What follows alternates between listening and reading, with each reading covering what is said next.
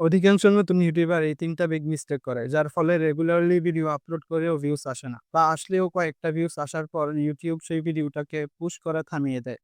So আজকে আপনার সাথে শেয়ার করব এমন ৩ টি মিস্টেক অ্যান্ড সলিউশন যেগুলো আপনি ফিক্স করে ফেললে আপনার ভিডিওতে কন্টিনিউয়াসলি ভিউজ আসবে ইনশাআল্লাহ। ফার্স্টলি যে মিস্টেকটা অনেকেই করে সেটা হচ্ছে তার ভিডিও টপিকটা ক্লিয়ারলি ইউটিউবকে বুঝাইতে পারে না।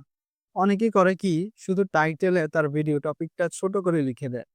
এখানে আপনাকে বুঝতে হবে যে YouTube অ্যালগরিদম আপনার ভিডিওর ভিতরে ঢুকতে পারে না। আপনার ভিডিও কোন বিষয়ে বানানো হইছে এগুলো কিছুই কিন্তু সে বুঝতে পারে না। ইউটিউবকে আপনার ভিডিও টপিক বুঝাইতে হবে টাইটেল, ডেসক্রিপশন এবং ট্যাগ এই ৩ টা সেকশনের মাধ্যমে।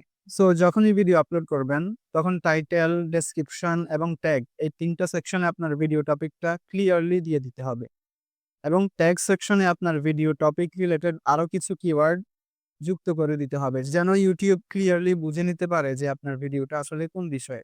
YouTube যখন ক্লিয়ার হয়ে যাবে আপনার ভিডিও টপিকটা কি, তখন সে টপিক অনুযায়ী ম্যাচিং অডিয়েন্স তৈরি করবে এবং সেই অনুযায়ী তাদের কাছে আপনার ভিডিওটা পৌঁছায় দিবে।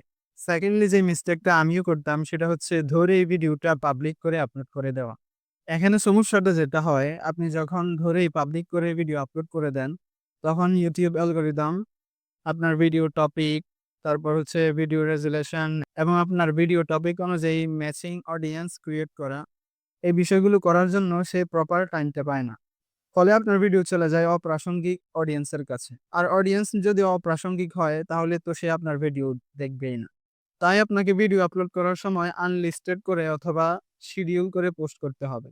লাস্ট মিস্টেক অ্যান্ড সলিউশন জানার আগে আপনি যদি আমার এই ছোট্ট চ্যানেলে নতুন হয়ে থাকেন তাহলে এমন উপকারী ভিডিও পাওয়ার জন্য অবশ্যই ভিডিওতে একটি লাইক দিয়ে চ্যানেলটা সাবস্ক্রাইব করে দিবেন।